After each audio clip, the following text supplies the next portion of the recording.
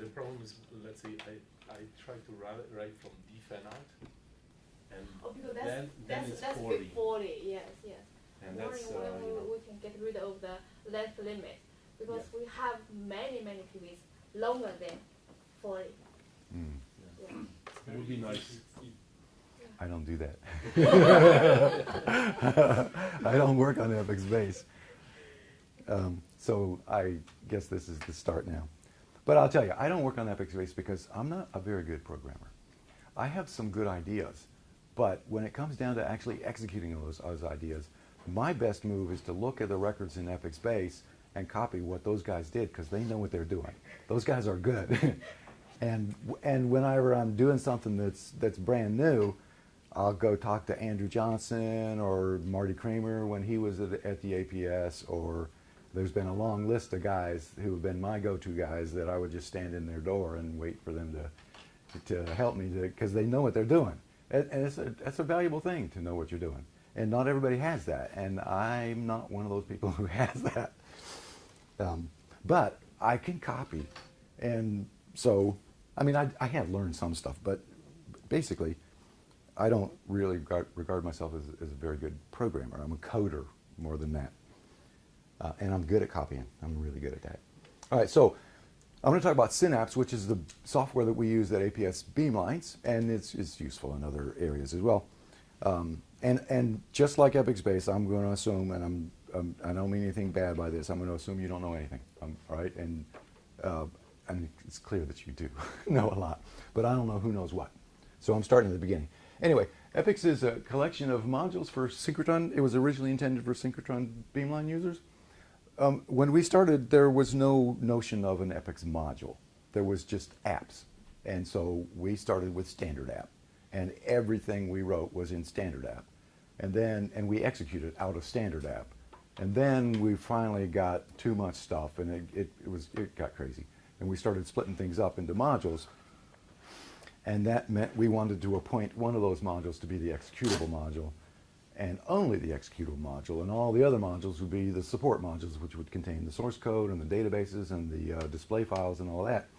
And then the executable module, which will be the XXX module, would be the only thing that actually used stuff, and it pulled things from all the other modules.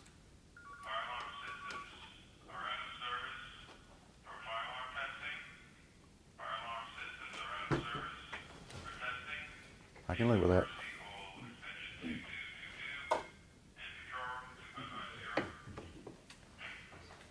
Okay. All right, so here's, there's a web page, and all of this stuff is now on GitHub. We went through a couple of different CVS and SVN and all that, but now everything's on GitHub in two different places. There's Epic's modules, which is synApps modules, plus a whole bunch of other modules as well. That's basically the go-to place for most Epic's modules, excepting Area Detector, which has its own repository. And the stuff that is not a Epic's module that's part of synApps is in Epic's-synApps, also on GitHub. And that's the support, well, there we go. The support directories and the utils and the configure directory. And so there's a list of the modules. I'm going to go through some of these modules in a little bit of detail, and others of these modules I'm going to have their own talk. And I'm going to try to remember which ones they are. And I'm not going to succeed.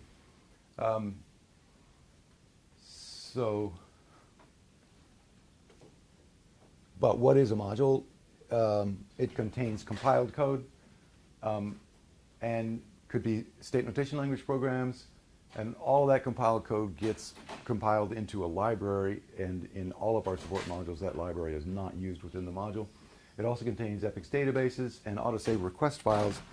And one of the things that we started doing fairly early, because I took over, well, I'll get into this a little bit later, but I took over autosave from Bob D'Alessio at one point because we really needed it bad. And it got old writing all the PVs, and nobody knew which PVs needed to be saved anyway.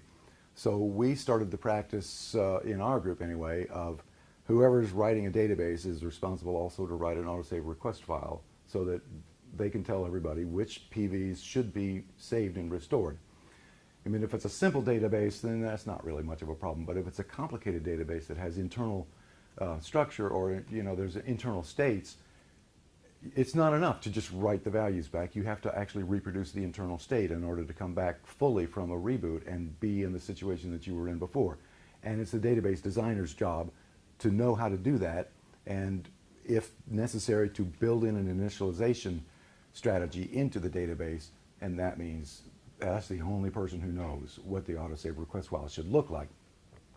So we keep autosave request files and database files in the same directory, and they use the same macros, and that's going to allow us to never have to worry about autosave again. As I'll show you later, autosave now makes its own request files and automatically, so we don't have to worry about what's in there. I'll talk about that more when we get to autosave. So we already know a database is a program. I think of a database as a program, but you should know there's two schools of thought. There's people who think a database should just be flat and should just connect to hardware, and all the smarts should be in a client. And then there's people on the other extreme, me, who think that it's appropriate to put a fair amount of code and algorithm into an Epix database, and that makes things simpler for a client. That's always going to be a hard choice, where to put stuff, whether you put it in the client or whether you put it in the Epix database. But there are some advantages to putting algorithms in an Epix database, and that is that everything that you write in an Epix database is automatically middleware. It can automatically be driven from above by anybody who knows how to talk to Epix, which is basically anybody in our universe. That's the whole thing. And so you can put a layer of software on top of that database, and that's still not the end of it. You can have, because it's still drivable from above, you can layer up techniques in that way. And we do that all the time. You have slits, and there's a slit database, and then somebody needs to use those slits, might be a spherical grading monochromator or something like that, and which has coordination among several different motors, and then somebody might want to scan that. And so there's 3 layers in the database already, and you haven't even got to any clients yet. Although I gather you guys are more likely to do your scanning in Blue Sky. But when we started, there wasn't any client at all for scanning, and we needed to scan fast. Some of our guys needed to scan fast, because in those days, step scans were basically all we had. And people wanted to step scan at 300 hertz.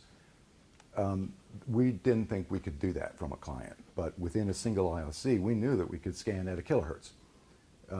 With modern processor, we can do step scans at a kilohertz, assuming that you have a piezo that will settle in all that time.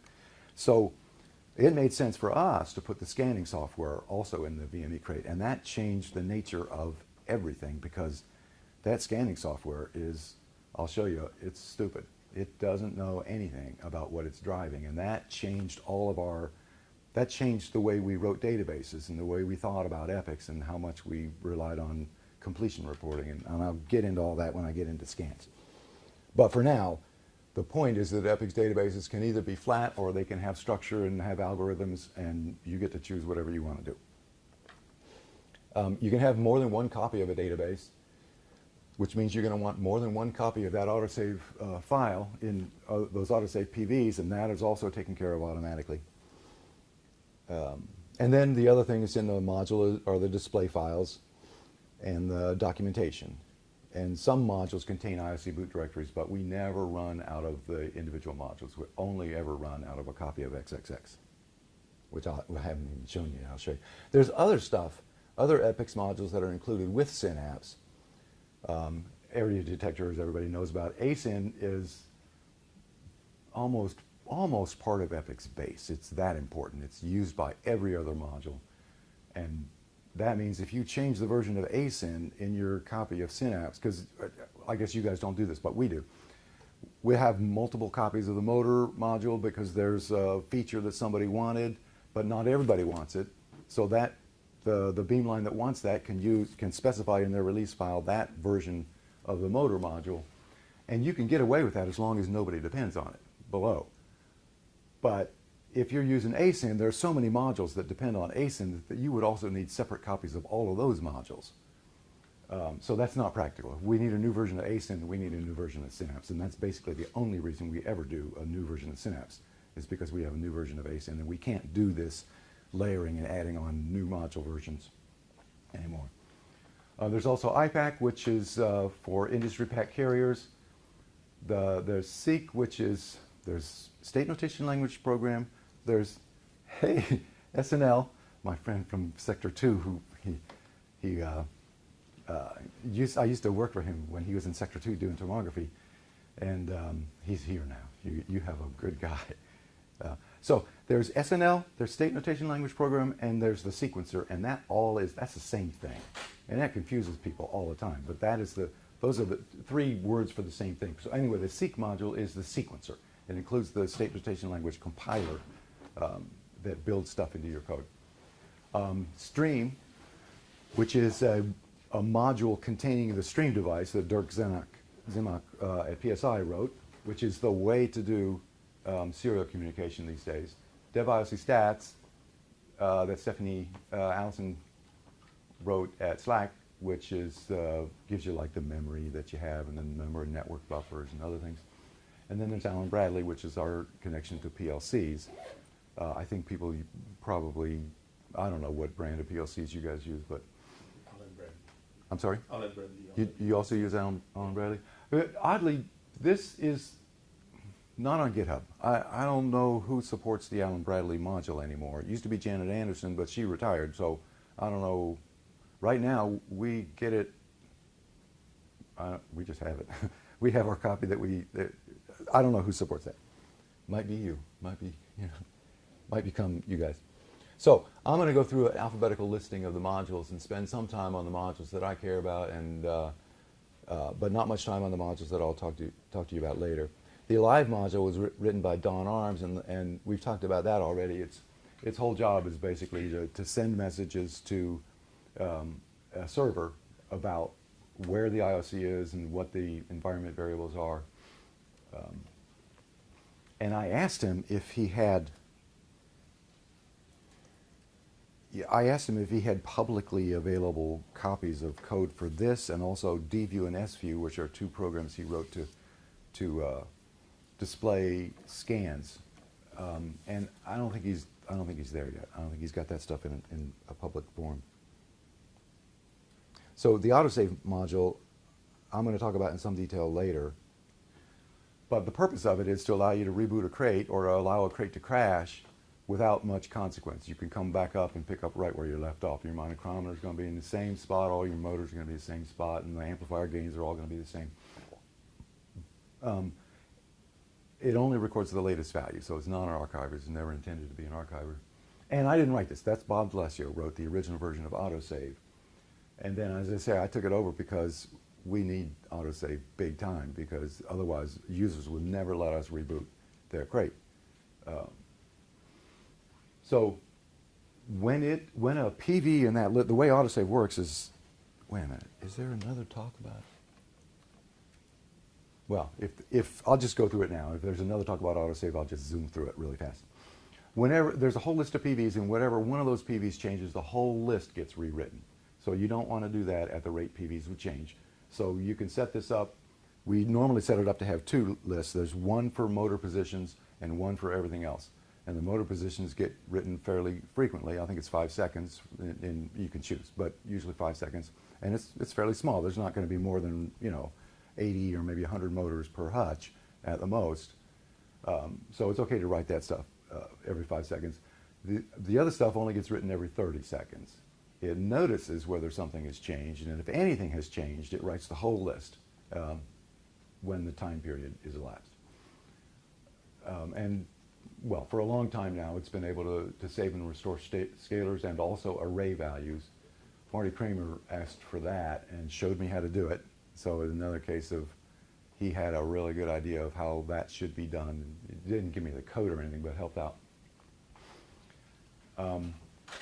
And originally, DBF menu and DBF enum PVs, and those are PVs like a binary output, has the O name and the Z name. You remember that?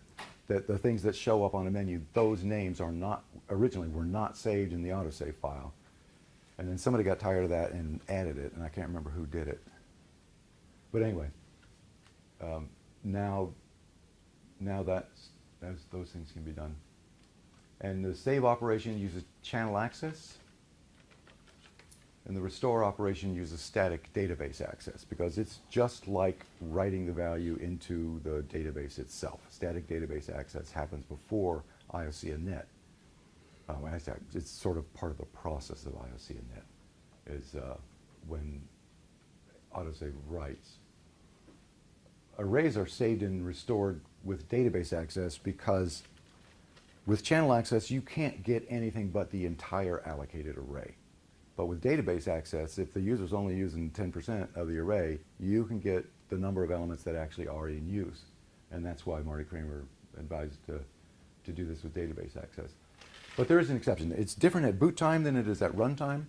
And we make fairly heavy use of autosave at runtime as a manual save and restore. In that case, it uses channel access exclusively for saving and restoring, for everything. And the reason, part of the reason is because you might want to process as a result of that. And database access, there isn't any mechanism for database access to do that.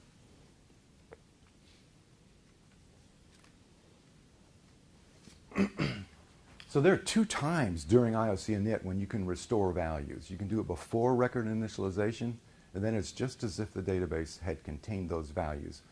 Or you can do it after record initialization, or you can do it at both times. For motor positions, the algorithm that we use for the motor record is that it expects to have the value before record init. And so it'll look at the value that was restored from autosave, and it'll look at the value that's in the IOC. In the event that the IOC was just reset and not power cycled, there will still be a value in there. And if so, that value is probably better than the autosave value. It will use that value. But if that value is 0, then the assumption is that the crate was either power cycled or something like that. It will use the autosaved value. And in that case, it's not going to be any good if autosave comes through and trashes that value by writing again after record init. So motors are only restored before record initialization. Everything else is restored whenever it's possible to restore it. You can't restore arrays before record init because they haven't been allocated yet. So you guys don't have to worry about this. If everything except motor positions, you just restore them at both times. And if it doesn't work, then it won't cause an error. It just won't happen. And if it can work at both times, it will be restored twice, and that's not a problem.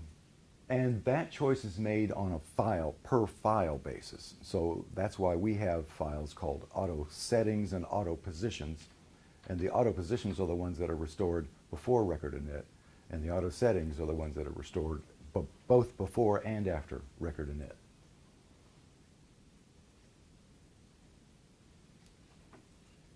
Everybody good?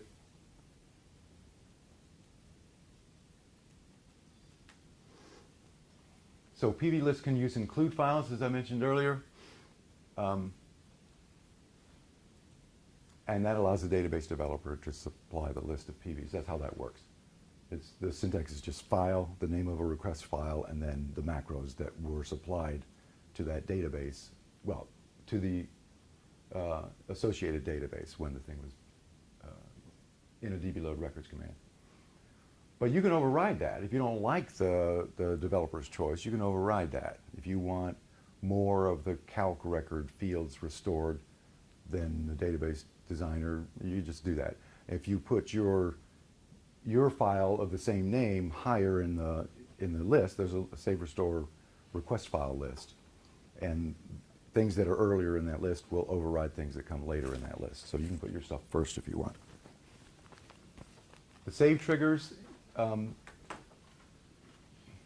there are 4 different save triggers, but almost the only one that's ever really used is on change and periodically. And on change just stores a command to write periodically. You can reload save sets manually at runtime, and there's documentation to tell you how to do that. And autosave does, on VxWorks, autosave does this with a NFS mount, and it manages its own NFS mount because every once in a while, several times a year, the file server will be rebooted while autosave is running, and then the NFS connection goes away and autosave is done. So autosave will notice that next time it tries to write, and it'll dismount and then remount and try to fix that. It only does that only on VxWorks, or maybe somebody added it for RTimes, I'm not sure. And autosave reports its status now with Epix PVs. So this is what a request file looks like. Originally, it was just nothing but a list of PV names, xxxmypv.val. But more recently, almost all of our stuff is done in this way. The save file, it looks fairly similar. It's just got the name of the PV, but now a value, and this is the syntax that Marty Kramer suggested for arrays, and so I just did what he said. All right, that's it for now for the autosave module. I think I'm going to come back to it. The busy module, I shouldn't be doing these in alphabetical order. I'm really sorry. I'm going to have to tell you stuff that I'm not really ready to tell you, but I'm going to tell you anyway. So when we started with Epix, there was no completion reporting mechanism built into it. If you wanted to find out if something was done, you had to arrange for that in the database, and you had to know which PV told you that it was done. So for example, for a motor, if you write to a motor and tell it to move, there's a demove field that goes to 0 while it's moving and then goes back to 1 when it's done. For the scaler, it's the CNT field that, you write it, make it go to 1 to start it, and then it goes back to 0 when it's done. So if you needed to scan anything, you had to know that, and that was not good. And so eventually, Marty and others wrote an execution tracing into Epix so that you could write to any PV with a CA put callback, and Epix would be responsible for telling you when that whole operation, including that record and any records that it was linked to, were done. When that whole thing is done, then you'll get a callback. And that works almost all the time if you have database links, a succession of database links, because Epix knows how to trace that. But channel access links aren't traced. And if you write to another IOC, it's automatically a channel access link because database links don't span IOCs. So what are you going to do in that case? If you really have execution that spans multiple crates, that's what the busy record is for. And in the scan talk, I'm going to show you a little slideshow of how that busy record actually works.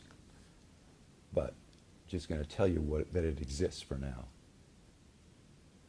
The calc module is my favorite module, and it's another example of copying code. You know that there's a calc and a calc out record in Epix base, and I wanted that stuff for arrays and for strings also, so that we could do more kinds of manipulation. For arrays, so what I did was I copied the code in Epix base, that all of the stack-based manipulations, and I adapted that stuff so that it would work with arrays and also with string. And then Andrew Johnson went and rewrote the calc out record and the engine that supports it, and he did it really well. And so again, I copied his code and I modified all of our stuff, all of my stuff, so that it does that as well. So it's not, there are still some errors in my parsing, because I couldn't help it. I added some stuff that is a little bit embarrassing, but it's useful. I added the ability to loop in an expression. And that was probably a stupid idea. All right, so anyway, these are the records. A calcout is just like a calcout record, but it supports array expressions. So it has all the fields of a calcout record, but it also has fields to hold arrays. So it's got A through L, I guess it is, and then it's got AA through LL, and those are array valued fields. And you can use the arrays and the scalars in expressions however you want. And it also has an output that can be told to do a CA put callback, which is a pretty handy thing. Again, this is Epix completion reporting. And if you need to write to something in another crate and you want to find out when it's done, and you want this database to know when it's done, you can use the wait for completion, and then the forward link of the array calc record won't occur until after that processing in the other crate has done. scalc.out is just the same thing except for strings instead of arrays. swait is not used anymore. It was the original calc. It was basically the original calc out record. Transform record is a really useful record for motor coordinations, and it is like 16 calc out records in one record, and they all share the same input. So they all have A through P, and all of the expressions are able to use all of the input values. And then the string sequence record is like the sequence record in base, but it can get input strings, and it can also specify wait for completion, which is basically, it does a synApps callback with this output link. So there's other codes. The interpolation routines that I told you about earlier, the Lagrange interpolation, those are in there. Frank Lenkus wrote some averaging stuff, and I took that and put it into a database so that the user can specify that they want this PV averaged. They want the average of the most recent 10 values or something like that. And there's an editor to help edit sequence records. So the cosmology contains databases for all of those things for what we call user calcs and user calc outs. Originally it was just user calc, but then people wanted all of these records. And so now when we deliver an IOC, it's got 10 of each of these things: user calcs, user calc outs, string calcs, array calcs, transformers, string seq, and user av, and then there's just one interpolation database. And there is some documentation in the MEDM or whatever in the display file that gives you the syntax that you have to have, so you don't have to look at the record reference manual every time. CA put recorder module started out as a well-named module. Here was the idea. I would see users doing the same sequence of operations, sometimes quite a long sequence of operations, over and over, like several times a day, or at the beginning of every change in the phase of their experiment. And that's a problem, because if it's a long sequence and they get it wrong, they have to start over. And so I wrote software that I wrote software that would record what they did. So every mouse click that they would do on the MEDM display in our case, or all the typing that they would do, all of that stuff would be recorded, because it would result in a CA put. And that CA put would go to a database, and then so I wrote some software in the database that it would intercept all of those CA puts. And that code already existed because Marty Kramer wrote access security, and he also wrote a hook that if you want, you can get a call every time access security looks at a value. Every time somebody does a CA put, access security can call your function, and that's what CA put recorder is using. And then what you can do is you can basically, if you want to record a macro, you just type in the function name and you press start, and then from then on, everything that the user does that results in a channel access put, or anything a client does that results in a channel access put, gets recorded in a series of epics.ca put files. I'm using Matt Newville's PyEpics for this. It gets recorded, and it's really, really simple, right? There's just nothing complicated about this stuff. And then when you press stop, it finishes that macro, and this is just a Python, a file of Python functions. It turns out that nobody does that. Nobody actually records sequences, as far as I know. But people do want a way to execute Python code that's not from the Python command line. It's nice to be able to hand a user a set of functions and say, here's a menu, and you just go to this menu and select one of, I think it's 32. There's actually something like 60. I don't remember how many. A bunch of functions, and then each one of those functions has arguments. And you can, they only have arguments if you go in and edit that file. And if you say motor equals then motor will show up here and the default value will show up here when the macro is reloaded. So people use this to execute Python code, and it's nice in that it supports CA put callback. So you can run a Python program by pushing do, writing to this thing with the CA put callback, and you'll get a callback when that Python macro is done. But ordinarily, Python doesn't really participate in Epic's execution tracing because it's running in a client in the first place. So that turns out to be a pretty handy way for people to write Python code and get it executed. You guys will probably do this in Blue Sky, and I don't know what the mechanism is for that. But anyway, that's what we have. But where would you keep those functions in terms of, do you keep it in the IOC or do you keep it? So the question is, where would you keep those functions? And you don't really get a choice. Those are going to go in your IOC application. It goes in your app op Python directory. So it's alongside the OPI files would be in op OPI. These guys are in Python.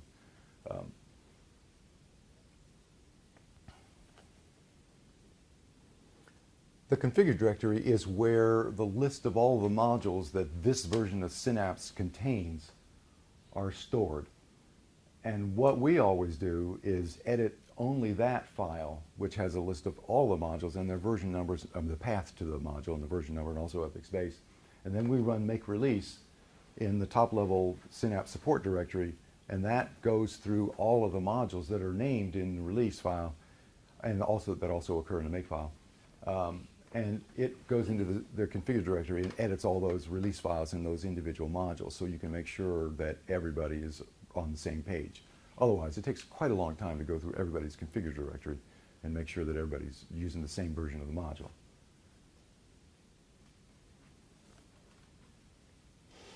This supports DAC 128 is supporting a DAC that I'm not sure we can get anymore, but there will be another module. Anyway, this is an industry pack D to A converter that Mark Rivers has used in PID loops at up to 10 kilohertz, which is a pretty cool thing, I thought. And that's for feeding back and controlling monochromator, second crystalline monochromator. You typically have to do that. And some people use hardware. I mean, can't remember the name of the hardware module that people use for that. The delay gen mod is for digital delay generators, and these are all serial devices, I believe, serial or Ethernet connected devices, and those are the ones that are supported at present. The documentation directory is in the support directory, and it tells you, it's got recipes for how to do all the stuff that you need to do to build synApps and some suggestions about how modules can be used. DXP module is written by Mark Rivers, and it's for digital X-ray processors like the XMAP, and recently I think this module has come to depend on area detector because it needs to use the plugin.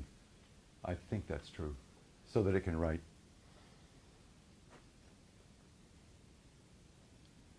The IP module used to contain industry pack, all of the industry pack stuff, but some of that stuff got split out, and now the IP module really is for message-based devices, for talking to digital voltmeters and waveform generators, and that's where all that stuff is likely to go.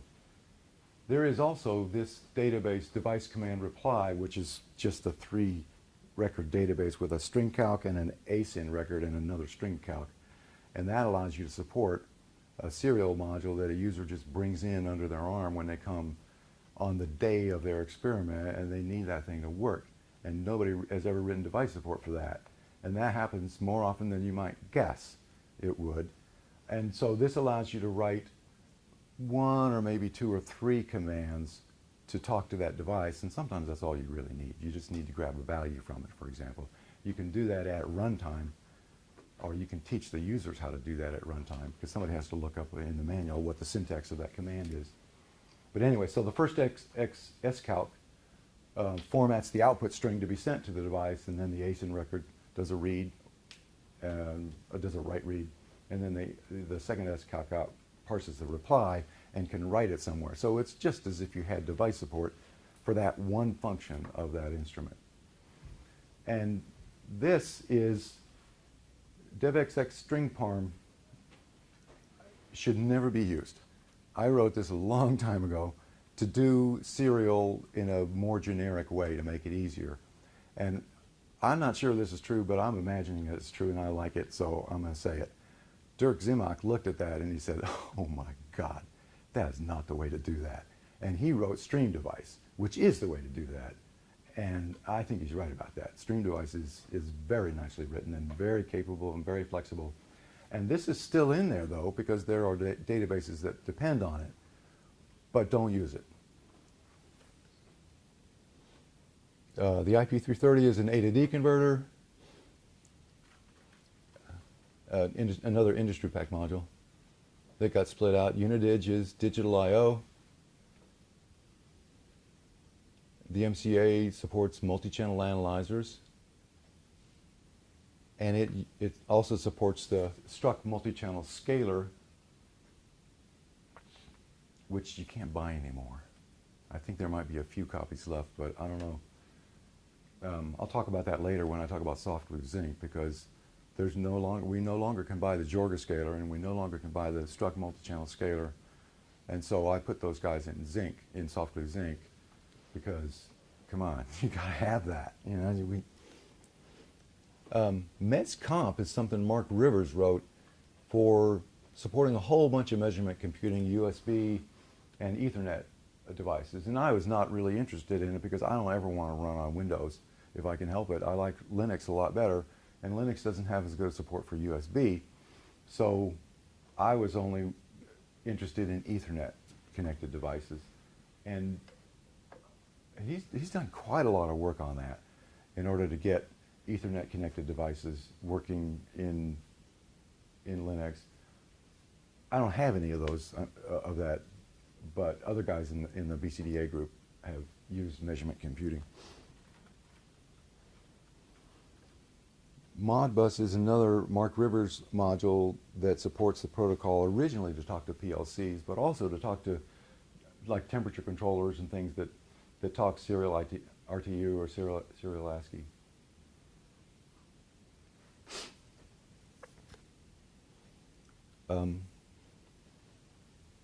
The motor module is huge because I don't know why it works this way, but every new device has a new motor controller that we've never seen before, and so somebody has to write a driver for it. There's like 30 drivers or maybe more than that in the motor module. And you guys are a little bit more sensible than that. I think you guys have standardized on a driver, and I don't know whether that's actually going to be, I wish you luck with that, but I don't think it's going to work. I'm pretty sure that you are eventually going to have to support motors that people bring because vendors are not on board. They might not have expertise. In Delta Tau, they might only be willing to bid if they can use the motor controller that they understand. And users are going to do what they want to do because we're not in charge. They get to make their own choices about everything. Right? That's not quite true, but it's approximately true. So anyway, the first thing the motor module contains is the motor record, which supports stepper and servo motors, and you can also have soft motors that basically just talk to a database that eventually talks to hard motors, and I've sort of made a little mini career out of doing that to slits and simple coordinations of several motors. The motor record has user and dial and raw coordinates, and we stole that idea from Spec, and it has a backlash takeout algorithm and pre and post move commands in the event that there's a break associated with the motor, for example. And as it said here, many more features, and that's true. So there's some of the supported motor types. I didn't try to bring this up to date, but you can see it's getting out of hand. All right. So the optics module is for X-ray optics, for slits and mirrors, very simple X-ray optics that are just done with the transform record. actually two transform records, right? One of them is for the forward transform to take you from center and width to the hard motors, which are left slit, right slit, whatever. And then there's another transform record to go in the other direction to take the readbacks from those guys and translate that into center and width. And then actually there's another transform record to take the limit values of those motors and translate those into limit values. Right? So that's how the soft motor works. That's how you would do that. Monochrometers are more complicated. I wouldn't try to do those with a transform record. We did those, in fact, with the state notation language program, partly because we jobbed out the very first monochrometer, the high heat load monochrometer, to Ned Arnold. And the reason that we did that was because we were pretty paranoid, because that's the first thing that the beam hits. And it is possible to melt one of those crystals, we found out. Actually, I didn't find that out, but one of our users did. And so when we wrote this, we asked Ned, because he's in the accelerator controls group, and they're more careful than we are, for good reason.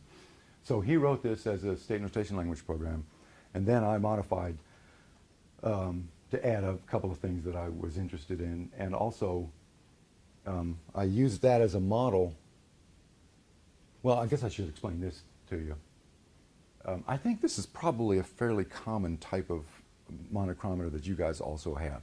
There's a double crystal monochrometer where the beam comes in here, goes out here, and then you have to make sure that you want to keep the offset constant, and there are a variety of mechanisms for doing that.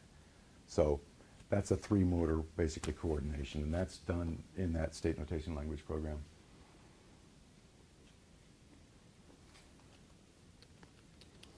We mostly do coordination instead of the delta tau, or that's what we try to do. That makes a lot of sense. Yeah. We did this mostly with stepper motors, but yeah, inside of the delta tau makes a lot of sense. We pretty much standardized on stepper motors, and I should probably say this, and the reason that we did that is because those things can be silent when they're not moving. And you can have like 40, 80 motors in a hutch, and they are all radio station broadcasting at 20 kilohertz and beyond, because it's sharp edges, right? The Fourier transform with a sharp edge is everything. So they're radio stations, and we don't want 40 radio stations inside a hutch that's trying to do precise work with analog electronics. So, and we're not the ones who figured this out. You guys are the ones who figured it out a long time ago in the original version of NSLS. And I think somebody talked to Advanced Control Systems and had them build the step pack, which does this. It's absolutely silent electrically when it's not moving. And it makes as much noise as any other motor when it is moving, but at least you only have one guy at a time making noise, or several guys at a time, not everybody. So the pulse width modulated motors are, in some cases, a disaster unless you've really done the grounding right. And we're not going to do the grounding right. I'm sorry. It's just never going to happen, because we got grad students and we got 3 people working on the same thing, and nobody's a double E. Everybody's like a physicist or material scientist, something like that. And it's research, and things get recabled, and you're going to have ground loops. And that's just all there is to it. So it's really nice if you don't have an awful lot of noise to excite currents in those ground loops. Anyway, that's why we did, that was my little schism on motors. So we also have spherical grating monochrometers, and this is also done with a transform record. Actually, this was written at runtime with a user transform record. And partly I wanted to find out, how big of a problem can you really attack with user calcs? And it turns out that you can do a lot with user calcs. I mean, you have to know how the records work, but the first version of all this was done at runtime with user calcs. And that was partly because I didn't find out that they needed this until they needed this.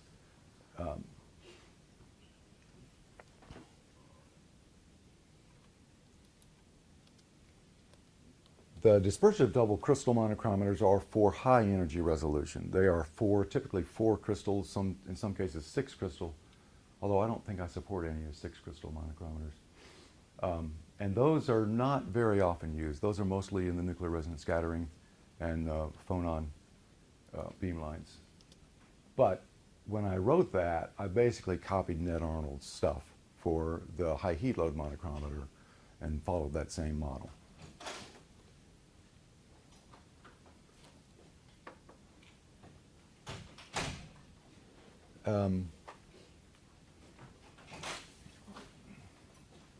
the table record supports a 6 degree of freedom optical table, and the point of it is to, well, you obviously you need to move up and down and sideways and all that, but an important part of this thing is to be able to rotate that table about a specified point, so that, and if it's especially like this, so that you can put the beam on the entrance slit, you only have to do an XY scan to find it. And once you've done that, you can tell the table that this is now the rotation point, and then you can do rotations of the rest of the stuff about that table to put the beam where you want it, and that makes alignment a lot easier because it's not a 6 degree of freedom problem at all times. It's only 2 at first, and then it's probably 2 degrees of freedom. And this stuff is exact. I wrote a version originally that was based on sort of approximations, but there's only a limited number of geometries that it supports.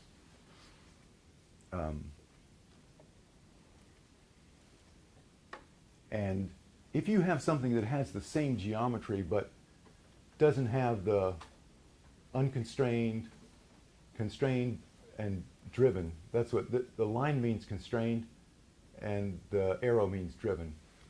If you have those guys swapped, it'll still work, it just won't be exact.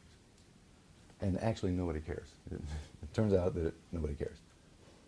So this is four motions, right? 6. 6.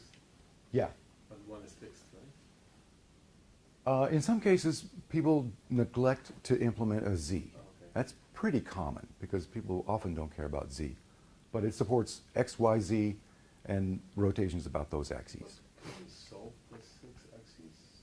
It's hard. I had to give it to Mathematica because I couldn't solve it. Yeah. I could write it down, but I couldn't solve it. So all of this stuff in here, all the code in here is basically Mathematica, is the output of Mathematica. In the pictures I'm seeing 2 motions, I mean 4 motions only, right? In SRI, for example. Oh yeah, but there's 3 motions that you don't see.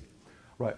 So there's one motor here, X, and one motor here for X, and that gives you that, and then you have Z, and then the Y motors are not shown. Okay.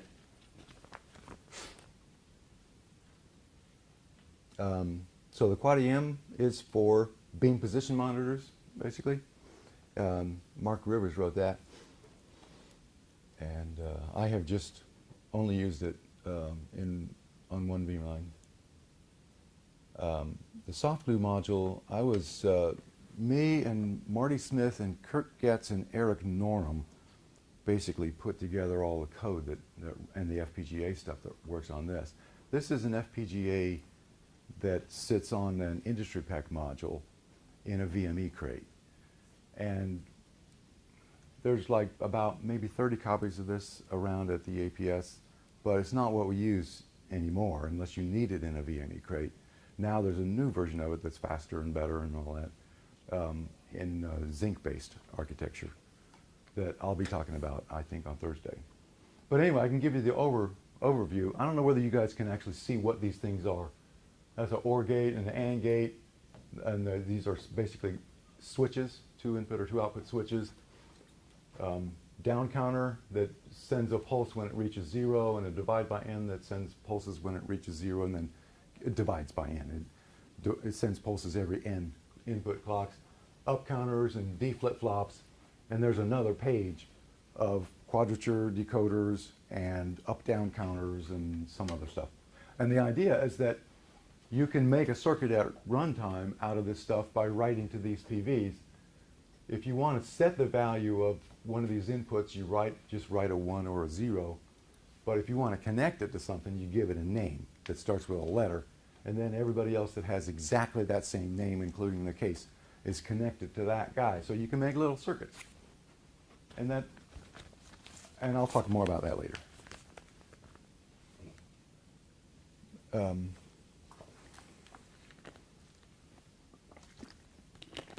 Excuse me.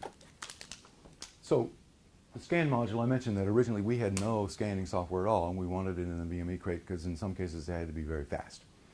So I asked Ned Arnold to write the scan record, and I asked him to have the links changeable And at that time, Epic's links were not changeable. You would have to reboot the IOC. You would have to edit the database and reboot the IOC in order to change what the links were pointing to. And that was one of the original objections that we had to Epic's that made it seem like it's not something that we would actually be able to use long term. And so I told Marty and Ned that, and Marty wrote RecDynLink, which basically is,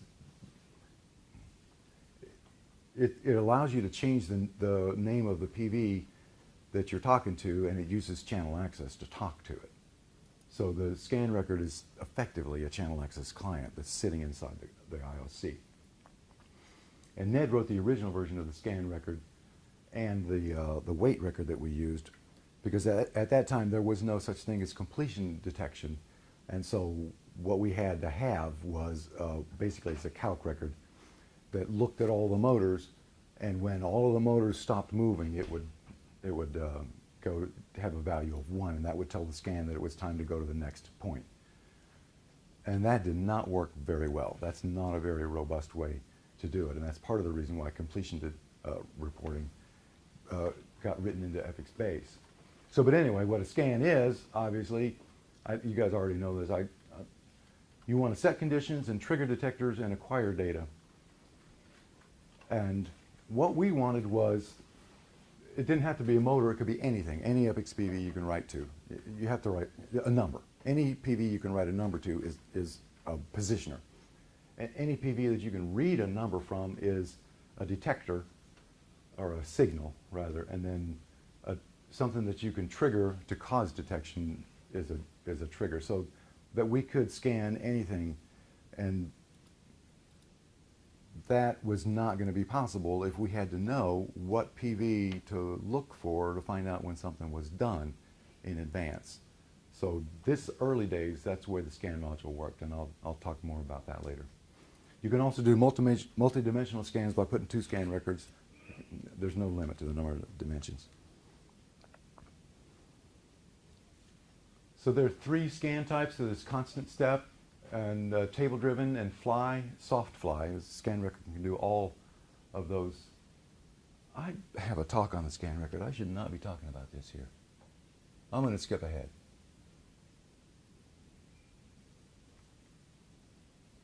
The STD module was originally the only module. Everything was in here. And we actually ran out of here. This is before there was such a thing as an Epic's module, when there was just a sort of an app. And so we shoved everything in there and then ran, and that means each IOC contained what is now in all of synApps, and that was not gonna work as we got bigger, of course. So now everything got pulled out of the STD module except for this stuff.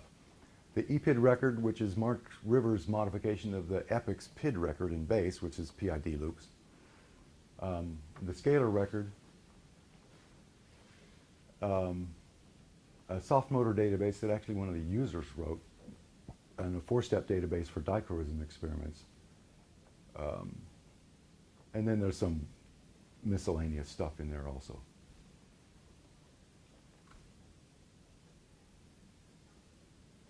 Oh, one thing here, ramp tweak is kind of handy. You don't have to build in ramping and tweaking into every single thing that you might ever want to change, because this guy can do it. It can just increment from a value to a final value at a rate. So the utils directory has one really important thing, change prefix, and I'll talk about that when we get to the XXX module. It also has the support for the data file format that the scan record and save data write. MDA Explorer is a Python program. MDA Python Utils is also a Python program for reading MDA files and displaying them. And MDA also sources C code for that same reason, for that same purpose. And other stuff that's rarely used. My battery, oh, I should probably plug into a...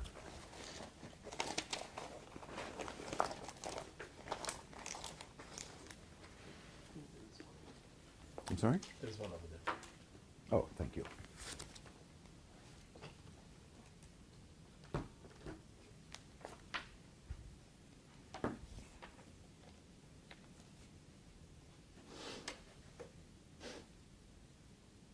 vacuum controllers, ionization gauge controllers. I don't know very much about this, and it's this. I think Marty Smith is maintaining this module now, and the VME module contains obviously all the VME stuff. I'm not sure which of this. Some of the stuff you guys, probably a lot of the stuff you guys don't use. So the XXX module is, that's the only executable thing. And it's just like all the other modules, but it pulls from all the other modules and builds an executable, and that's where the ILCs actually run. So what we usually do is make a copy of the XXX module, and then make disk clean or whatever, and then use change prefix to change the prefix throughout the module from XXX:, which is the default prefix as delivered, to what, 4IDC or whatever, whatever you want. And then you can boot the crate and you can start running, except that you haven't really specified the hardware that's in the VME crate yet. So you got to go into the ILC boot directory and modify the startup, all the startup and command files in there to specify what the VME stuff is in there, what all records you want. But it's that's actually only one use. So the other possibility is just to look at that as a grab bag to find out, how do I call this database for which there is no documentation in its module. There might be, you might be able to look in the startup files in XXX to see what the syntax is for calling that database. It's basically runnable documentation, but we run it. I think for other people might just use it as documentation.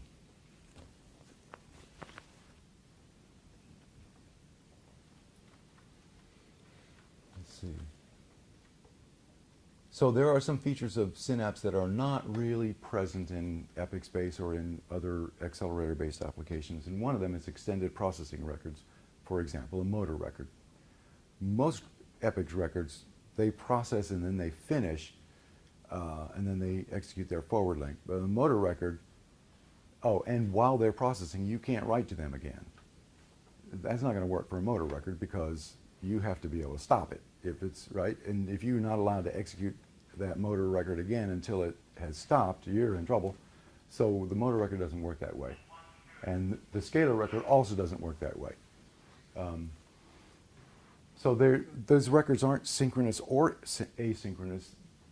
Their execution actually spans multiple processes of multiple runs through the process routine. Completion reporting, when they added completion reporting, and when they added put notify or CA put callback, I went through all the databases in synApps and made sure that they would behave the way you'd expect them to behave when they were written to by put callback. And that's not common throughout the rest of the Epic's world. And if you get something from a vendor, Oxford Instruments or something like that, it typically is not going to have that built into it. And sometimes you will want the ability to add that. And it's easy to add. I'll show you when we get to the scan record. RecDynLink, I think, is only, I mean, it exists. I think it's only in the scan module. I don't think anybody else is using RecDynLink. And there are a lot of databases for doing coordinated motion, like slits and mirrors and optical tables, that I think is less common in the rest of the Epics community. And initialization of complex databases, because I look at Epic's database as a programming language, and because a lot of my databases have internal state that needs to be reproduced in order to get back to where it was after a reboot, a lot of the databases in synApps have initialization strategies built into them. A lot of coordinated motions, because most of what users actually do involves moving motors. So I've already talked about all of this stuff, actually. But a useful coordination should report completion with CA put callback. I think it's really hard to use that if you don't have that.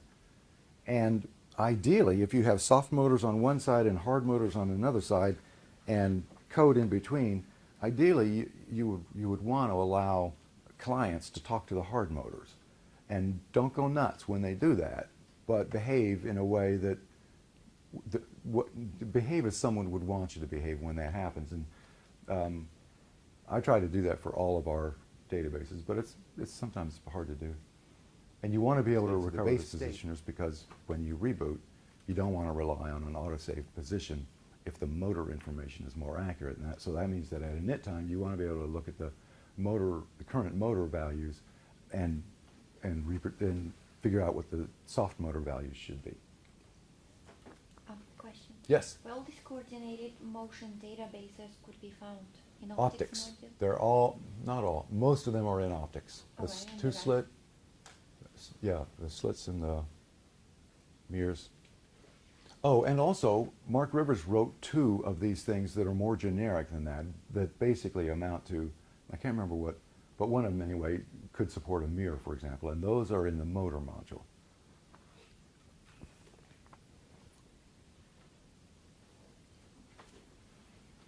So simple coordinated motions are done typically, at least I typically do those with the transform record. More complicated cases, state notation language is a good way. A very complicated case, I couldn't figure out how to do an optical table without a custom record.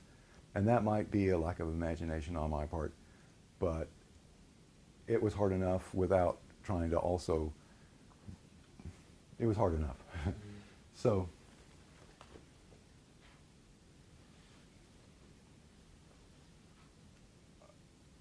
I'm going to talk all about completion reporting in the scan module, so I'll let that slide.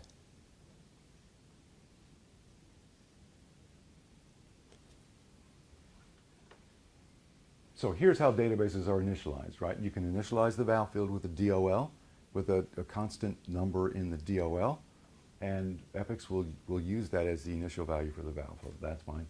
We can use save restore to basically initialize a database to where it was. We can use an actual process to initialize a database that's built into the database in the event the database is complicated enough to need that.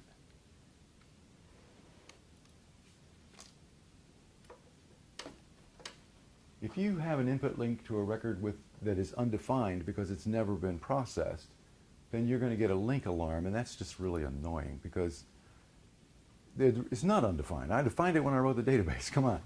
Or it's defined because autosave restored the value, but the record hasn't processed, so it's undefined. You can actually work around that, but I almost never do that.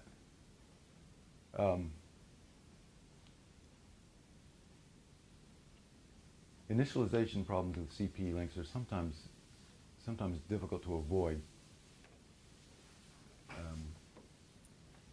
So suppose you have a CP link to some PV, and that PV is initialized, and the value results in 0, which is the same value as the default value. Then you already have the right value of that PV, but you don't know it because you haven't received a monitor, and that's annoying. So when I built into the transform record, it always posts its initial value after a calculation, even if it's the same as the value that it had when the IOC init finished. Link fields are a problem because you have to write a link field with a CA link, but PINI processing occurs before channel access is even up. So you can't use that. I mean, if you have a link field that comes straight in from autosave, then there's no problem. That will initialize correctly. But if you want to programmatically set up a link, calculate the value to write to a link at init time, then you have to think about this.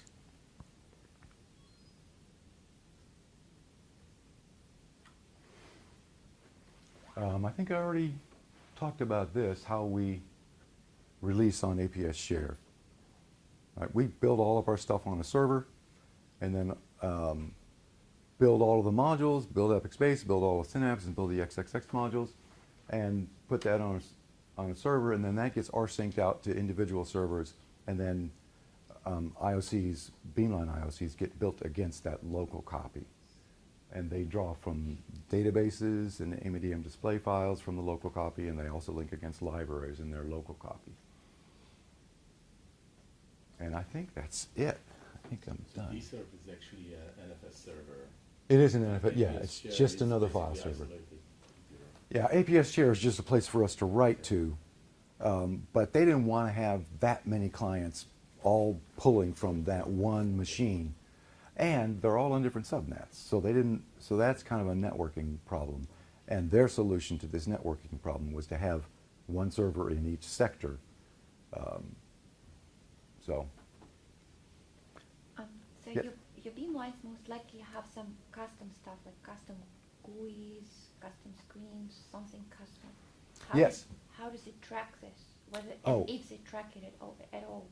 it is tracked. It's in a Subversion database or a Subversion.